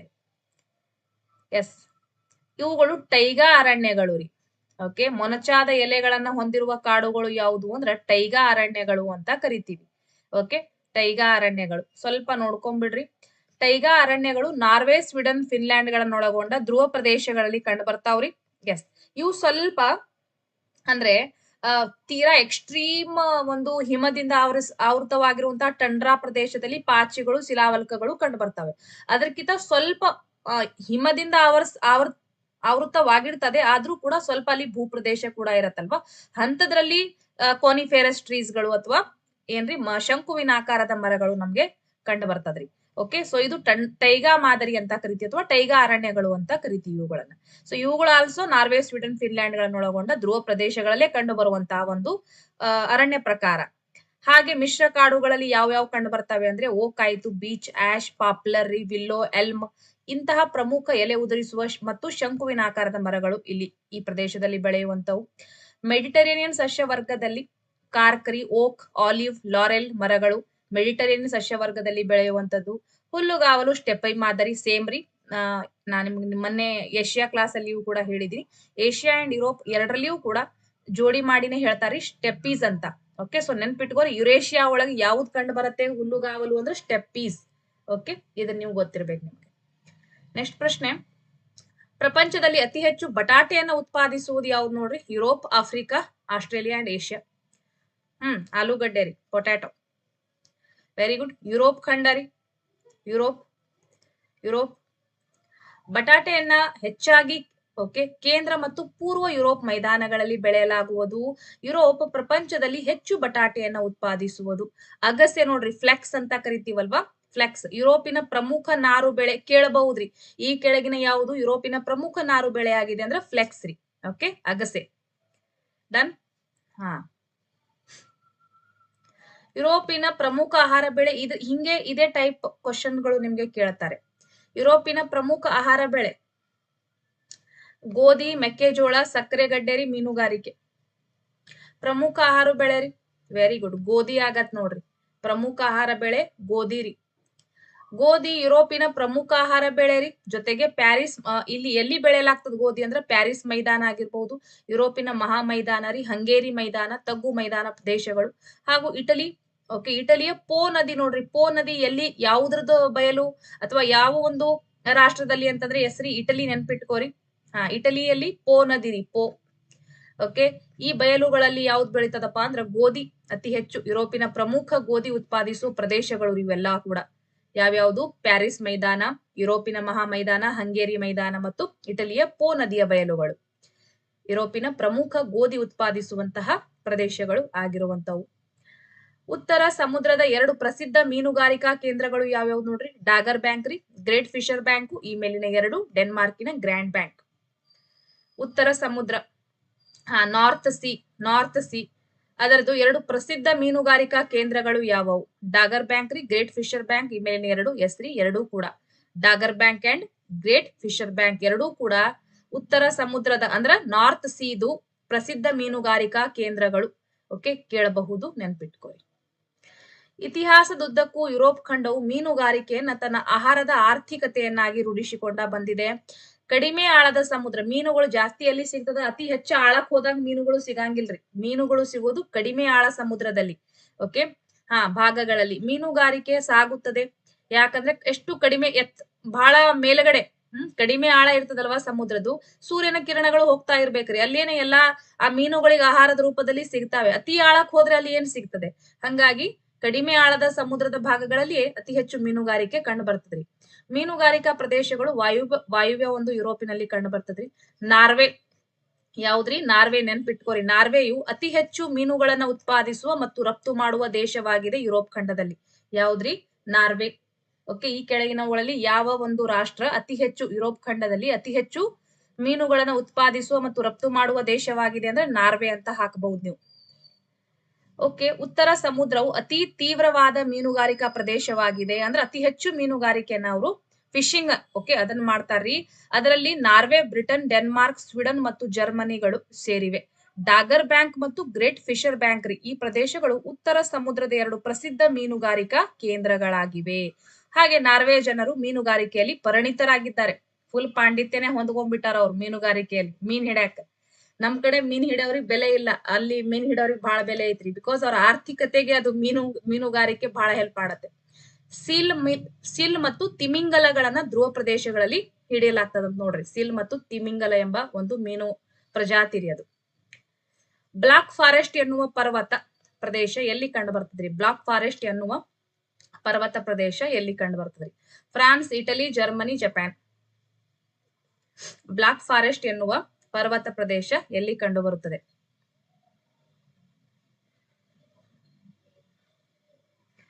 S, very good, right answer ರೀ ಜರ್ಮನಿ. ಜರ್ಮನಿ ರೀ. ಎಲ್ರಿಗೂ ಕೂಡ ನಮಸ್ತೆ ಅಂಡ್ ಹೆಲೋ. ಬ್ಲಾಕ್ ಫಾರೆಸ್ಟ್ ಎನ್ನುವುದು ಅರಣ್ಯವಲ್ಲ. ಫಾರೆಸ್ಟ್ ಅನ್ನೋ ಶಬ್ದ ಯೂಸ್ ಆಗಿದೆ, ಬಟ್ ದಿಸ್ ಇಸ್ ನಾಟ್ ಏನ್ರಿ ಫಾರೆಸ್ಟ್ ಅಲ್ರಿ, ಇದು ಅರಣ್ಯವಲ್ಲ, ಅದೊಂದು ಪರ್ವತ ಪ್ರದೇಶ. ಓಕೆ, ದಕ್ಷಿಣ ಜರ್ಮನಿಯಲ್ಲಿ ಐತ್ರಿ, ಸೌತ್ ಜರ್ಮನಿ. ಇದರ ಒಳಭಾಗವು ದಟ್ಟ ಅಡವಿಯಿಂದಾಗಿ ಕತ್ತಲಾಗಿರುವುದರಿಂದ ಇದನ್ನ ಈ ಹೆಸರು ಬಂದಿರುವಂತದ್ದು ಬ್ಲಾಕ್ ಫಾರೆಸ್ಟ್ ಅಂತ. ಸೊ ಬ್ಲಾಕ್ ಫಾರೆಸ್ಟ್ ಅನ್ನುವುದು ಇದು ಒಂದು ಅರಣ್ಯವಲ್ಲ, ಪರ್ವತ ಪ್ರದೇಶ, ನೆನ್ಪಿಟ್ಕೋರಿ. ಎಲ್ಲಿ ಐತ್ರಿ? ದಕ್ಷಿಣ ಜರ್ಮನಿ ಒಳಗೆ ಕಂಡು ಬರುವಂತದ್ದು. ನೆಕ್ಸ್ಟ್, ಯುರೋಪಿನಲ್ಲಿ ಅತಿ ಹೆಚ್ಚು ಜನಸಾಂದ್ರತೆ ಉಳ್ಳ ದೇಶಗಳೆಂದರೆ ಬೆಲ್ಜಿಯಂ, ಲಕ್ಸಂಬರ್ಗ್, ನೆದರ್ಲ್ಯಾಂಡ್ ಈ ಮೇಲಿನ ಎಲ್ಲವು ನೋಡ್ಕೋರಿ. ಬೆಲ್ಜಿಯಂ, ಲಕ್ಸಂಬರ್ಗ್, ನೆದರ್ಲ್ಯಾಂಡ್ ಈ ಮೇಲಿನ ಎಲ್ಲವು. Very good. ಈ ಪ್ರದೇಶಗಳು ರೀ, ಈ 3 ಪ್ರದೇಶಗಳು ಫೇಮಸ್ ರೀ ಜನಸಾಂದ್ರತೆ. ಯುರೋಪಿನ ಅಧಿಕ ಜನಸಾಂದ್ರತೆ ಉಳ್ಳ ದೇಶಗಳೆಂದರೆ ಬೆಲ್ಜಿಯಂ ರೀ, ಲಕ್ಸಂಬರ್ಗ್, ನೆದರ್ಲ್ಯಾಂಡ್ ಇತ್ಯಾದಿ. ಇದಕ್ಕೆ ಕೈಗಾರಿಕಾಕರಣ, ಸಾರಿಗೆ ಸೌಲಭ್ಯ, ನೈಸರ್ಗಿಕ ಸಂಪನ್ಮೂಲಗಳು ಮತ್ತು ತಂತ್ರಜ್ಞಾನದ ಪ್ರಗತಿ ಪ್ರಮುಖ ಕಾರಣಗಳಾಗಿವೆ. ಜನರಿಗೆ ಒಟ್ಟಿನಲ್ಲಿ ಏನ್ರಿ ಕೈಗಾರಿಕಾಕರಣ ಅಂದ್ರೆ ಕೆಲಸ ಅವ್ರಿಗೆ ಸಿಗ್ತದ್ರಿ. ಓಕೆ, ಅಂಡ್ ಸಾರಿಗೆ ಸೌಲಭ್ಯ ಇಂಪಾರ್ಟೆಂಟ್, ನೈಸರ್ಗಿಕ ಸಂಪನ್ಮೂಲಗಳು ಸಿಗ್ತಾವ. ಹಾಗಾಗಿ ಜನಸಾಂದ್ರತೆ ಇಲ್ಲಿ ಅತಿ ಹೆಚ್ಚಾಗಿ ಕಂಡು ಬರ್ತದ್ರಿ. ಓಕೆ, ಬೆಲ್ಜಿಯಂ ಆಗಿರ್ಬಹುದು, ಲಕ್ಸಂಬರ್ಗ್ ಅಂಡ್ ನೆದರ್ಲ್ಯಾಂಡ್ ರಾಷ್ಟ್ರಗಳಲ್ಲಿ. ಓಕೆ, ನೆಕ್ಸ್ಟ್ ನೋಡೋಣ. ಮೊದಲನೇ ಪಾರ್ಟ್ ಯಾರೆಲ್ಲರೂ ನೋಡಿಲ್ಲ ಪ್ಲೀಸ್ ನೋಡ್ಕೊಂಡ್ಬಿಡ್ರಿ. ಅದು ಕಂಪ್ಲೀಟ್ ಒಂದ್ ಪಾರ್ಟ್ ನೋಡ್ಕೊಂಡ್ಬಿಟ್ರೆ ನಾನು ಒಂದ್ ವಿಡಿಯೋ ಮಾಡ್ತೀನಿ. ಇವತ್ತು ನಾಳೆ ಅಪ್ಲೋಡ್ ಆಗತ್ತೆ ಏಷ್ಯಾ ಖಂಡದ್ದು. ಆಲ್ರೆಡಿ ನಾನು ರೆಡಿ ಮಾಡಿದ್ದೀನಿ. ಓಕೆ, 2 ಪಾರ್ಟ್ ಸೇರಿ ಒಂದ್ ವಿಡಿಯೋ ಮಾಡಿದ್ದೀನಿ, ಅದನ್ನ ಎಡಿಟಿಂಗ್ ಮಾಡಿ. ಸೊ ಎಸ್, ಇದು ಕೂಡ ಒಂದು ವಿಡಿಯೋ ಮಾಡ್ತೀನಿ ನಾನು. ಕಂಪ್ಲೀಟ್ ಯುರೋಪ್ ಖಂಡ ಅಂದ್ರೆ ನಿಮ್ಗೆ ಈ ಒಂದು ಇಷ್ಟು ಕ್ವಶನ್ಸ್ ಅಲ್ಲಿ ಕಂಪ್ಲೀಟ್ ಆಗಿ ಒಂದು ಯುರೋಪ್ ಖಂಡ ಕವರ್ ಆಗ್ಬೇಕನ್ನೋದು. ಪ್ಯಾರಿಸ್ಸಿನ ಕೈಗಾರಿಕಾ ವಲಯವನ್ನ ಹೀಗೆಂದು ಕರೆಯುವರು. ಏನಂತ ಕರಿತೀವ್ರಿ? ಫ್ರಾನ್ಸಿನ ಕೈಗಾರಿಕಾ ಹೃದಯ, ಇಟಲಿಯ ಕೈಗಾರಿಕಾ ವಲಯದಲ್ಲಿ ಪೋ ನದಿ ಬಯಲು, ಲೊರೈನ್ ಸಾರ್ ಕೈಗಾರಿಕಾ ವಲಯ, ಪಶ್ಚಿಮದ ತ್ರಿಕೋನ ಕೈಗಾರಿಕಾ ವಲಯ. ಪ್ಯಾರಿಸ್ಸಿನ ಕೈಗಾರಿಕಾ ವಲಯವನ್ನ ಹೀಗೆಂದು ಕರೆಯುವರು. ಏನಂತ ಕರಿತೀವ್ರಿ? ಆಫ್ರಿಕಾ ಖಂಡ ಒಂದ್ ಮುಗಿದ್ರೆ ಓಕೆ, ಇನ್ನು ನಾಳೆ ಒಂದ್ ದಿನ ರೀ, ನಾಳೆ ಮೇ ಬಿ ಆಫ್ರಿಕಾ ಖಂಡ ಎಂಡ್ ಆಗ್ಬಿಟ್ರೆ ನಾಡದಿಂದ 7th ಕ್ಲಾಸ್ ಸ್ಟಾರ್ಟ್ ಆಗ್ಬಿಡುತ್ತೆ. ಕಂಪ್ಲೀಟ್ 6ನೇ ತರಗತಿ ಮುಗೀತ್ ನೋಡ್ರಿ. ಸರಳ ಇತ್ತಲ್ವಾ? ಎಸ್, ಬಹಳ ಸರಳವಾಗಿ 6ನೇ ತರಗತಿ ಮುಗಿದು ಹೋಯ್ತ್ರಿ. ಹೀಗೆ ಕಂಪ್ಲೀಟ್ ಇಡೀ ಬುಕ್ಕ ನೀವು 2 ಭಾಗವನ್ನ ತಗೊಂಡ್ ನೋಡ್ಕೊಂಡ್ ಕುಂತ್ರೆ ಬಹಳ ಗೊಂದಲ ಮಾಡ್ಕೋತೀರಿ. ಬಟ್ ಎಸ್, ಈ ಟೈಪ್ ಅಲ್ಲಿ ನೀವೆಲ್ಲಾ ಕೂಡ ಕವರ್ ಆಗತ್ತೆ, ಹೆಲ್ಪ್ ಆಗತ್ತೆ. ಫ್ರಾನ್ಸಿನ ಕೈಗಾರಿಕಾ ಹೃದಯ ಅಂತ ಕರಿತೀವ್ರಿ. ಇಲ್ಲಿ ನೋಡ್ಕೊ, ಪ್ಯಾರಿಸ್ ಕೈಗಾರಿಕಾ ವಲಯ, ಇದನ್ನ ಫ್ರಾನ್ಸಿನ ಕೈಗಾರಿಕಾ ಹೃದಯ ಎನ್ನುವರು. ಯುರೋಪಿನ ಪ್ರಮುಖ ಕೈಗಾರಿಕೆಗಳು ಮತ್ತು ಕೈಗಾರಿಕಾ ಕೇಂದ್ರಗಳು ಒಂದು ಬಗೆಯ ತ್ರಿಕೋನ ರೂಪದಲ್ಲಿದೆ, ಕೇಂದ್ರೀಕರಣಗೊಂಡಿರುವಂತದ್ದು. ಇದನ್ನ ಕೈಗಾರಿಕಾ ಹೃದಯ ಅಂತ ಕರಿತೀವಿ. ಅಂದ್ರೆ ಒಂದು ತ್ರಿಕೋನ ಮಾದರಿಯಲ್ಲಿ ಎಲ್ಲಾ ಒಂದು ಕೈಗಾರಿಕೆಗಳು ಒಂದು ಗೂಡಿರುವಂತದ್ದು. ಓಕೆ, ಈ ತ್ರಿಕೋನವು ಉತ್ತರ ಸಮುದ್ರದಿಂದ ಪೋಲೆಂಡಿನ ಮಧ್ಯಭಾಗ ಮತ್ತು ದಕ್ಷಿಣ ಇಟಲಿಯ ಪೋ ನದಿ ಕಣಿವೆಯಿಂದ ಉತ್ತರದ ಸ್ವೀಡನ್ ವರೆಗೂ ಕೂಡ ವ್ಯಾಪಿಸಿಕೊಂಡಿದೆ, ನೆನ್ಪಿಟ್ಕೊರಿ. ಎಸ್, ಇಲ್ಲಿ ಇನ್ನೊಂದು ಮ್ಯಾಪ್ ಇದೆ. ಮ್ಯಾಪ್ ನೋಡ್ಕೊಂಡ್ಬಿಟ್ರೆ ಕೆಲವೊಂದಿಷ್ಟು ಬಂದರುಗಳು ಅದಾವ್ರಿ ಇವು. ಓಕೆ, ಇವು ಬಂದರುಗಳು ನೋಡ್ರಿ. ಇವು ಸೆಬಾಸ್ಟಿನ್ ಆಗಿರ್ಬೋದು, ಇದು ಬೋರ್ಡಿಯಾಕ್ಸ್ ಐತ್ರಿ, ಇದು ಯಾವ್ದ್ರಿ? ನಾಂಟೀಸ್ ಅಲ್ವಾ? ಲೆಹರಾವು ಅಂಡ್ ಬೆಸ್ಟ್ ಅನ್ನೋದು ಇದು ಐತ್ರಿ, ಓಸ್ಟೆಂಡ್ ಐತಿ. ಓಕೆ, ಇವುಗಳು ಪ್ರಮುಖ ಬಂದರುಗಳು. ಇಲ್ಲಿ ನೋಡ್ಬಹುದು ನೀವು, ಹಡಗು ಕಟ್ಟೆಗಳು ರೀ ಬಂದರುಗಳು. ಓಕೆ, ರಿಗ್ಗು, ಹೆಲೆಂಕಿ ಇವುಗಳು ಬಂದರುಗಳು ರೀ ಪ್ರಮುಖವಾಗಿ. ಎಸ್, ಅಂದ್ರೆ ಸಮುದ್ರ ತೀರದಲ್ಲಿ ಇರ್ತಾವಲ್ವಾ, ವ್ಯಾಪಾರಕ್ಕಾಗಿ ಬಂದರುಗಳು. ಸೊ ಇವು ಬಂದರುಗಳು ನೋಡ್ರಿ. ಇವುಗಳು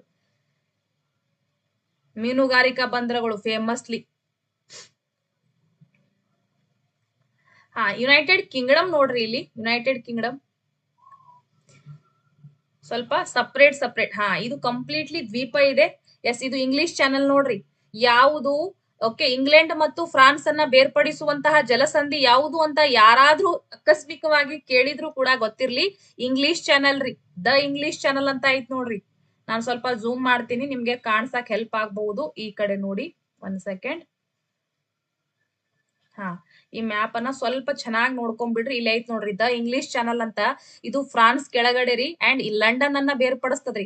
ಯಾವ 2 ವಾಟರ್ ಬಾಡಿಯನ್ನ ಕನೆಕ್ಟ್ ಮಾಡ್ತಾ ಇದೆ ಅಂದ್ರೆ, ಈ ಕಡೆ ಅಟ್ಲಾಂಟಿಕ್ ಸಾಗರ, ಈ ಕಡೆ ನಾರ್ತ್ ಸಿ ಐತ್ರಿ. ಇಲ್ಲಿ ಏನಾಯ್ತ್ರಿ? North C. ಓಕೆ, ಇಲ್ಲಿ ಐತ್ ನೋಡ್ರಿ ನಾರ್ತ್ ಸಿ ಅಂತ. ಸೊ 2 ಯಾವ ಸಮುದ್ರಗಳನ್ನ, ಓಕೆ, ದ ಇಂಗ್ಲಿಷ್ ಚಾನಲ್ ರೀ. ಇಂಗ್ಲಿಷ್ ಚಾನಲ್ ಯಾವ ಸಮುದ್ರಗಳನ್ನ ಸಂಪರ್ಕ ಮಾಡ್ತಾ ಇದೆ ಅಂದ್ರೆ, ಅಟ್ಲಾಂಟಿಕ್ ಸಾಗರ ಮತ್ತು ನಾರ್ತ್ ಸಿ ರೀ. ಓಕೆ, ಉತ್ತರ ಸಮುದ್ರ ಅಂತ. ಯಾವ 2 ರಾಷ್ಟ್ರಗಳನ್ನ ಬೇರ್ಪಡಿಸ್ತಾ ಇದೆ ಅಂದ್ರೆ, ಇಂಗ್ಲೆಂಡ್ ರೀ. ಇಂಗ್ಲೆಂಡ್ ರಾಜಧಾನಿ ಲಂಡನ್ ಐತಿ ಬಿಡ್ರಿ. ಇಂಗ್ಲೆಂಡ್ ಮತ್ತು ಫ್ರಾನ್ಸ್ ರೀ. ಓಕೆ, ಇಂಗ್ಲೆಂಡ್ ಮತ್ತು France.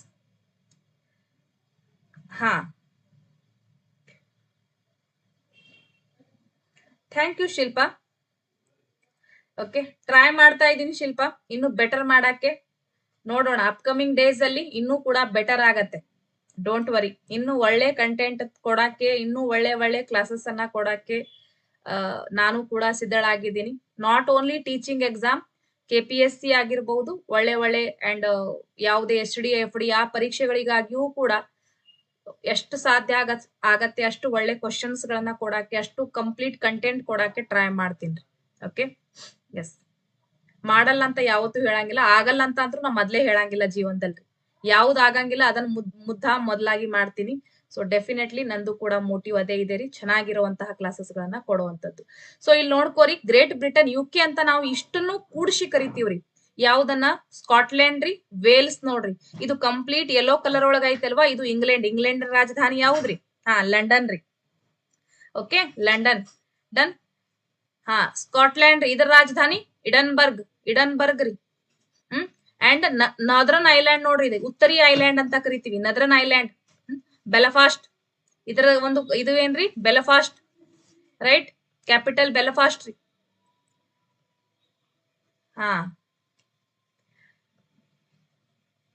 Okay, ನೆನ್ಪಿಟ್ಕೊ.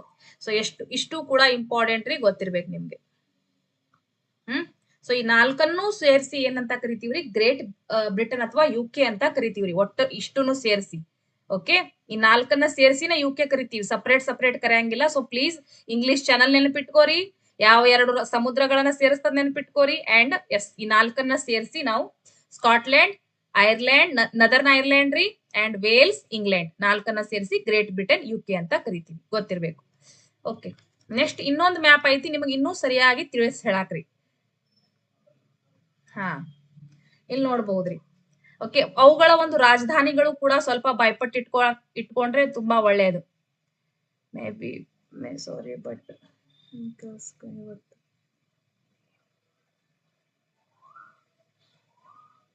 Thank you Asha. Yes, thank you so much. Okay, so ನೋಡ್ಕೊಂಡ್ಬಿಡ್ರಿ, ಸ್ಕಾಟ್ಲ್ಯಾಂಡ್ ಇದರದ ರಾಜಧಾನಿ ಇವು ಏನ್ ರೆಡ್ ಕಾಣಕತ್ತಾರ ನೋಡ್ರಿ, ಇವು ಕ್ಯಾಪಿಟಲ್ ರೀ ಇವು. ಓಕೆ, ಇಂಗ್ಲೆಂಡ್ ರೀ, ಇದು ಕಂಪ್ಲೀಟ್ಲಿ ಇಷ್ಟು ಕೂಡ ಏನಿದೆ ಅಲ್ವಾ, ಇದು ಕಂಪ್ಲೀಟ್ಲಿ ಇಂಗ್ಲೆಂಡ್ ರೀ, ಇದರ ರಾಜಧಾನಿ ಲಂಡನ್ ಐತ್ರಿ. ಅಂಡ್ ವೇಲ್ಸ್ ಇದು ಇಲ್ಲಿ ಐತ್ ನೋಡ್ರಿ, ಕಾರ್ಡಿಫ್, ಇದರ ರಾಜಧಾನಿ ಕಾರ್ಡಿಫ್. ಓಕೆ, ವೇಲ್ಸ್ ರಾಜಧಾನಿ ಕಾರ್ಡಿಫ್. KS ಅಲ್ಲಿ ಕೇಳ್ತಾರ್ರಿ. ಓಕೆ, ರಾಷ್ಟ್ರಗಳು ಮತ್ತು ಅವುಗಳ ರಾಜಧಾನಿಗಳನ್ನ ಹೊಂದಿಸಿ ಬರ್ಯಾಕ್ ಕೇಳ್ಬಿಡ್ತಾರೆ. ಯಾರಿಗ್ ಗೊತ್ತು, ನಿಮ್ಗೆ GK ಒಳಗ್ ಇವುಗಳನ್ನು ಕೂಡ ಕೇಳಬಹುದು. ಸಮ್ ಟೈಮ್ ಕೇಳ್ತಾರೆ, ಬೇರೆ ಬೇರೆ ರಾಷ್ಟ್ರಗಳ ರಾಜಧಾನಿಗಳನ್ನ ಕೇಳ್ತಾರೆ. ಹಾಗಾಗಿ ಪ್ಲೀಸ್ ನೆನ್ಪಿಟ್ಕೋರಿ.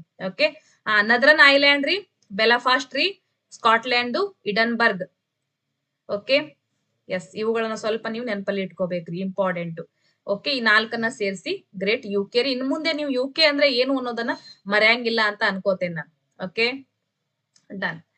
ನೆಕ್ಸ್ಟ್ ನೋಡೋಣ ಪ್ರಶ್ನೆ. ಯುರೋಪಿನ ಈ ಕೆಳಗಿನ ಯಾವ ಪ್ರದೇಶ ಆಧುನಿಕ ಹತ್ತಿ ಬಟ್ಟೆ ಕೈಗಾರಿಕೆಯ ಉಗಮ ಸ್ಥಳ ಅಂತ ಇದೆ ನೋಡ್ರಿ. ಉಗಮ ಸ್ಥಳ ಕೇಳಿದ್ದಾರೆ, ಆನ್ಸರ್ ಹಾಕಿ. ಯುರೋಪಿನ ಈ ಕೆಳಗಿನ ಯಾವ ಪ್ರದೇಶ ಆಧುನಿಕ ಹತ್ತಿ ಬಟ್ಟೆ ಕೈಗಾರಿಕೆಯ ಉಗಮ ಸ್ಥಳವಾಗಿದೆ? ಜರ್ಮನಿ, ಡರ್ಬಿಶೈರ್ಗಳು, ಫ್ರಾನ್ಸ್ ರೀ, ಅಂಡ್ ಬ್ರಿಟನ್. ಉಗಮ ಸ್ಥಳ, ವೆರಿ ಗುಡ್. ರೈಟ್ ಆನ್ಸರ್ ರೀ, ಬ್ರಿಟನ್ ಆಗತ್ತೆ.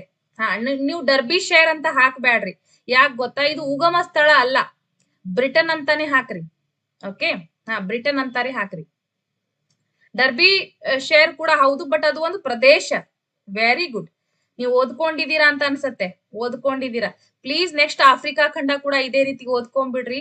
ಕ್ವಶನ್ಸ್ ಗಳನ್ನ ಸಾಲ್ವ್ ಮಾಡೋದ್ರ ಜೊತೆಗೆ ನೀವು ಕೂಡ ಓದ್ಕೊಂಡ್ ಬಂದ್ರೆ ತುಂಬಾ ಹೆಲ್ಪ್ ಆಗತ್ತೆ ನಿಮ್ಗೆ. ಯುರೋಪಿನಲ್ಲಿಯೂ ಅನೇಕ ಕೃಷಿ ಆಧಾರಿತ ಕೈಗಾರಿಕೆಗಳು ಅಭಿವೃದ್ಧಿಗೊಂಡಿದಾವ್ರಿ. ಅವುಗಳಲ್ಲಿ ಹತ್ತಿ ಬಟ್ಟೆ ಕೈಗಾರಿಕೆಯು ಒಂದಾಗಿರುವಂತದ್ದು. ಯುರೋಪಿನಾದ್ಯಂತ ಹತ್ತಿ ಗಿರಣಿಗಳು ಕಚ್ಚಾ ಹತ್ತಿಯನ್ನ ಇವರು ಹೊರದೇಶಗಳಿಂದ ಆಮದು ಮಾಡ್ಕೋತಾರ್ರಿ. ಸೊ ನಾವುಗಳು ಕೂಡ ಕಚ್ಚಾ ಹತ್ತಿಯನ್ನ ಬೆಳೆದು ಕೊಡ್ತಿದ್ವಿ ಅವಾಗ. ರೈಟ್, ನಮ್ಮ ಮೇಲೆ ಆಳ್ವಿಕೆ ಮಾಡ್ತಿದ್ವಾಗ. ಹಾಗೆ ಬ್ರಿಟನ್ ನೋಡ್ರಿ, ಬ್ರಿಟನ್ ಆಧುನಿಕ ಹತ್ತಿ ಬಟ್ಟೆ ಕೈಗಾರಿಕೆಯ ಉಗಮ ಸ್ಥಳವಾಗಿದೆ. ಓಕೆ, ಇದು ನಮ್ಮ ಪ್ರಶ್ನೆಗೆ ಉತ್ತರ, ಬ್ರಿಟನ್ ರೀ. ಇಲ್ಲಿನ ಲಂಕಾಶೈರ್ ಆಗಿರ್ಬಹುದು, ಡರ್ಬಿಶೈರ್ಗಳು ಮತ್ತು ಹತ್ತಿ. ಓಕೆ, ಲಂಕಾಶೈರು, ಡರ್ಬಿಶೈರ್ಗಳು, ಓಕೆ, ಇವುಗಳು ಹತ್ತಿ ಗಿರಣಿಯ ಕೇಂದ್ರಗಳಾಗಿದಾವ್ರಿ. ಹಾಗೆ ಜರ್ಮನಿ ಮತ್ತು ಫ್ರಾನ್ಸ್ಗಳು ಕೂಡ ಇತರೆ ಹತ್ತಿ ಜವಳಿ ವಸ್ತುಗಳ ಉತ್ಪಾದಿಸುವ ದೇಶಗಳು ಆಗಿರುವಂತವು. ಡನ್. ಓಕೆ, ನೆಕ್ಸ್ಟ್ ಕ್ವಶನ್ ನೋಡಿ. ಯುರೋಪಿನ ಪ್ರಮುಖ ಹಡಗು ಕಟ್ಟುವ ದೇಶ ಯಾವುದು? ಒಂದ್ ಅರ್ಧ ತಾಸ್ ತೆಗೆದ್ರೆ ಕಂಪ್ಲೀಟ್ ಆಫ್ರಿಕಾ ಖಂಡ ಓದಬಹುದು ನೀವು. ಅರ್ಧ ತಾಸ್ ಆರಾಮಾಗಿ ಕುತ್ಕೊಂಡು ಓದಿ ಕೂಲಾಗಿ. ಸ್ವೀಡನ್ ರೀ, ಜರ್ಮನಿ, ಬ್ರಿಟನ್, ಫ್ರಾನ್ಸ್. ಜಾಸ್ತಿ ಯೂಟ್ಯೂಬ್ ಮ್ಯಾಗ ಆಗಿರ್ಲಿ ಅಥವಾ ಬೇರೆ ಬೇರೆ ಕಡೆ ಆಗಿರ್ಲಿ ಬರೇ ಕೇಳುದನ್ನ ಮಾಡ್ಬ್ಯಾಡ್ರಿ. ಒಂದ್ ಸ್ವಲ್ಪ ಪುಸ್ತಕದ ಜ್ಞಾನ ಅಂಡ್ ಪುಸ್ತಕ ಜೊತೆ ಒಡಂಬಡಿಕೆ ಇರ್ಲಿ. ಯಾಕಂದ್ರೆ ಬುಕ್ ಓದುವಾಗ ನಿಮಗೆ ಯಾವುದೇ ಅಡ್ವರ್ಟೈಸ್ ಗಳು ಬರಂಗಿಲ್ಲ, ಮಿಡಲ್ ಅಲ್ಲಿ ಡಿಸ್ಟರ್ಬೆನ್ಸ್ ಗಳು ಆಗಂಗಿಲ್ಲ, ಯಾರು ಅವ್ರು ಇವ್ರು ಮಾತಾಡ್ಸಂಗಿಲ್ಲ. ಸೊ ಕ್ಲಿಯರ್ ಕಟ್ ಆಗಿ ಅದು ಎಷ್ಟೇ 100 ವಿಡಿಯೋಸ್ ನೋಡಿದ್ರು ಕೂಡ ಒಂದ್ ಪುಸ್ತಕ ಓದಿದ್ರೆ ಅದು ಏನೋ ಎಕ್ಸ್ಟ್ರೀಮ್ ಬೇರೆನೆ ಇರತ್ತಲ್ವಾ ಅದು. ಎಸ್ ರೀ, ಇಂಪ್ಯಾಕ್ಟ್ ಬೇರೆನೆ ಇರತ್ತೆ. ಸೊ ಎಸ್ ರೀ. ಜರ್ಮನಿ ರೀ, ಯುರೋಪಿನ ಪ್ರಮುಖ ಹಡಗು ಕಟ್ಟುವ ದೇಶ ಜರ್ಮನಿ. ಹಡಗು ಕಟ್ಟುವ ಕೈಗಾರಿಕೆ ಇದೊಂದು ದೊಡ್ಡ ಪ್ರಮಾಣದ ಇಂಜಿನಿಯರಿಂಗ್ ಹಾಗೂ ವಿಶೇಷವಾಗಿ ಜೋಡಣೆ ಕೈಗಾರಿಕೆ ತಂತ್ರಜ್ಞಾನ ಪ್ರಗತಿಗೆ ಕೈ ಜೋಡಿಸಿರುವಂತದ್ರಿ. ಯುರೋಪಿನಲ್ಲಿ ಜರ್ಮನಿಯು ಪ್ರಮುಖ ಹಡಗು ಕಟ್ಟುವ ದೇಶ ನೋಡ್ರಿ. ಯಾವುದು? ಜರ್ಮನಿ ಪ್ರಮುಖ ರೀ. ಇನ್ನು ರಿಮೈನಿಂಗ್ ದಿ ಸ್ವೀಡನ್, ಬ್ರಿಟನ್ ಮತ್ತು ಫ್ರಾನ್ಸ್ಗಳು ಯುರೋಪಿನ ಇತರೆ ಹಡಗು ಕಟ್ಟುವ ದೇಶಗಳು. ಫೇಮಸ್ ಯಾವುದು ಅಂದ್ರೆ ಜರ್ಮನಿ, ನೆನ್ಪಿಟ್ಕೋರಿ. Okay, yes. 22 ಕ್ವಶನ್ಸ್ ಗಳ ಜೊತೆಗೆ ಯುರೋಪ್ ಖಂಡ ಇಲ್ಲಿ ಮುಕ್ತಾಯ ಆಯ್ತ್ರಿ.